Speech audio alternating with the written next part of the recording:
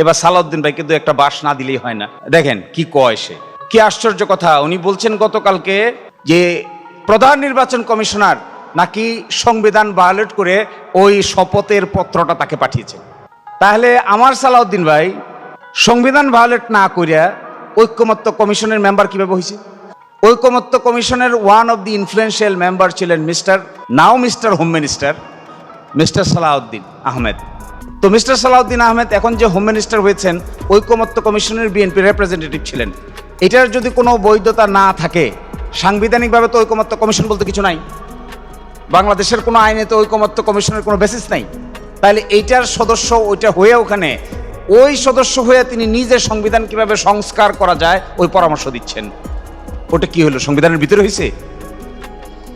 এইটা যদি সংবিধানের ভিতরে না হয়, তাহলে আমাদের নির্বাচন কমিশনার, প্রধান নির্বাচন কমিশনার একটা শপথের চ্যাপ্টার সাপ্লাই করে যদি সংবিধান ভায়োলেট করেন, তাহলে আমাদের সালাউদ্দিন ভাই সংবিধান সংস্কার কমিশনের কথা, সংবিধান সংস্কারের কথা বলে ঐকমত্য কমিশনের one of the major role player হলে কি সংবিধান ভায়োলেট করে নাই? নিশ্চয়ই করেছে। একে যদি দোষ দিতে হয়, ওনাকে তার ডাবল দোষ দিতে হয়। আর সেকেন্ড কথা দেখেন, উনি রাজাহাঁসের ডিম্বর কথা শুনেছেন গতকালকে, বলছে রাজাহাঁস ডিম পারে নাই, পারানো হয়েছে, অবৈধ ডিম্ব পারানো হয়েছে। তো ওই রাজাহাঁসটাকে রাখছে কে? ওই রাজাহাঁসকে ডিম পাড়া পর্যন্ত কে রাখলো?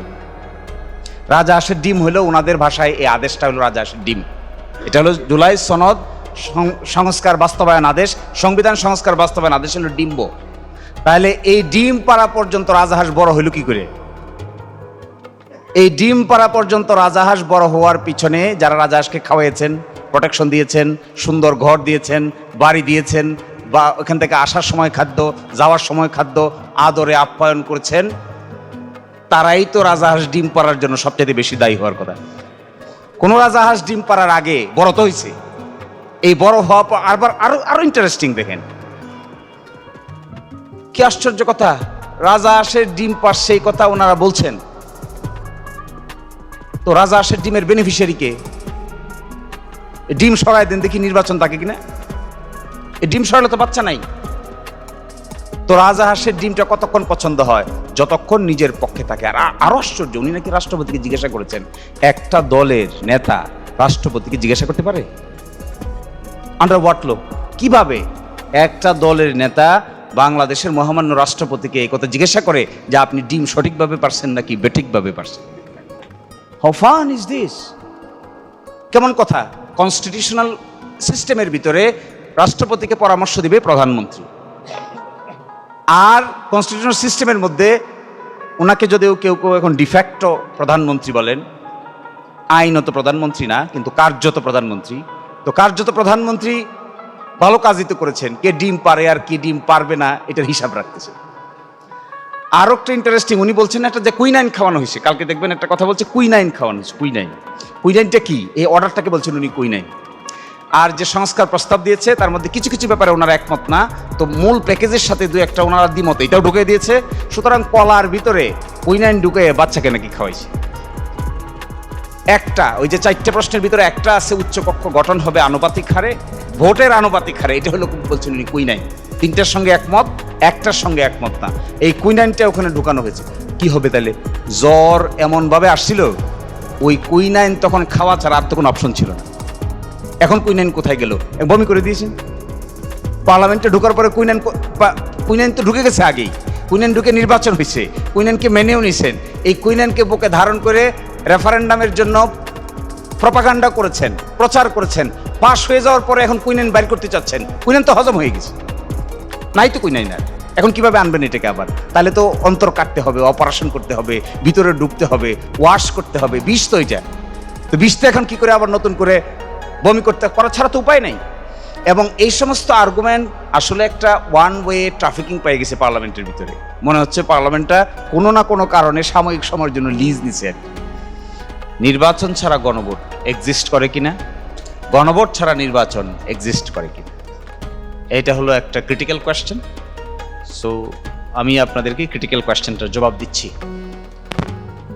ইলেকশন যে এই সময় হবে এর দলিল কি? এই জুলাই জাতীয় সনদ সংবিধান সংস্কার বাস্তবায়ন আদেশ ছাড়া বাংলাদেশে এমন কোনো আইন, সংবিধান, বিধান, প্রবিধান, রেগুলেশন কিছু আছে নাকি যা বলে যে ২৬ সালের ১২ই মার্চ নির্বাচন অনুষ্ঠিত হবে, ১২ই ফেব্রুয়ারি নির্বাচন অনুষ্ঠিত হবে? এরকম কোনো ডকুমেন্ট কোথাও আছে নাকি? প্রশ্নের উত্তর হলো না, আপনার কোথাও কিছু খুঁজে পাবেন না। তাহলে এই সময় যে নির্বাচন অনুষ্ঠিত হবে, ইলেকশন কমিশন যে নির্বাচনের তফসিল ঘোষণা করলো, আন্ডার হোয়াট ল? আইনটা কোথায়? কনস্টিটিউশন স্কিম নাই। কনস্টিটিউশন স্কিমের বাইরে তো আমরা আগেই চলে গেছি। আমি হিসাব করে দেখলাম যে এর শুধুমাত্র রুট আছে আদেশে। আদেশ ছাড়া, জুলাই জাতীয় সনদ বাস্তবায়ন আদেশ ছাড়া অন্য কোনো মেকানিজমে কোনো লিগ্যাল ডকুমেন্ট নেই। এখানে কি বলা আছে? ২-এর সংসদ নির্বাচন অর্থ এই আদেশ জারির অব্যবহিত পরে অনুষ্ঠিত জাতীয় সংসদের সাধারণ নির্বাচন। আদেশটা জারি হয়েছে কবে? ১৩ই নভেম্বর। অব্যবহিত পরে নির্বাচন কবে? ১২ই ফেব্রুয়ারি। আর গণভোট কি? গণভোটের সংজ্ঞা দেওয়া হচ্ছে। গণভোট হলো এই আদেশ জারির অব্যবহিত পর অনুষ্ঠিতব্য জাতীয় সংসদ নির্বাচনের দিন এই আদেশ অনুসারে গণভোট অনুষ্ঠান করা হবে। তাহলে এই আদেশটা জাতীয় নির্বাচনের সোর্স, গণভোটের সোর্স। আদেশটা না মানলে কি থাকছে? ওনাদের আর্গুমেন্ট হলো আদেশ মানবে না, কিন্তু থাকবে না শুধু গণভোট। জাতীয় নির্বাচন কি হবে? জাতীয় নির্বাচনের আর কি বেসিস আছে? কোথায় আছে? কে দেখাতে পারবে যে অমুক আইনের অমুক বিধি, অমুক প্রবিধি, অমুক সিদ্ধান্ত, অমুক জায়গা মতে ১২ই মার্চে জাতীয় নির্বাচন অনুষ্ঠিত হবে? So first question and its answer. দুইটা কি একসাথে এক্সিস্ট করবে, নাকি একটা থেকে আরেকটাকে আউট করলে আরেকটা মরে যাবে? আমার আন্ডারস্ট্যান্ডিং হলো এগুলো সাচ এন ইনসেপারেবল টুইন। একটাকে যদি আউট করেন আরেকটা অটোমেটিক মৃত্যুবরণ করবে। সুতরাং এইটা তাদের জন্য সুইসাইডাল আর্গুমেন্ট হচ্ছে। তারা যদি আদেশ মানত তাহলে তাদেরকে দুইটা মানতে হবে। তারা যদি আদেশ না মানে তাহলে একটাও মানা যাবে না। কিন্তু তারা একটা মানছে আর একটা মানে নাই। এটার নাম হলো অপরচুনিস্ট। কালকে হাসনাত বলছে এটার নাম অপরচুনিস্ট। দ্বিতীয় প্রশ্ন, সংস্কার নাকি সংশোধন? এই যে দেখেন বিএনপির ৩১ দফা, বিএনপির ৩১ দফার ১ নম্বর দফা সংবিধান সংস্কার কমিশন গঠন। ওরা নিজেরাও সংশোধনে বিশ্বাস করে না। ১ নম্বর দফা সংবিধান সংস্কার কমিশন গঠন করবে ক্ষমতায় আসলে। তো সংবিধান সংস্কার গঠন হওয়ার আগে ঐকমত্য কমিশন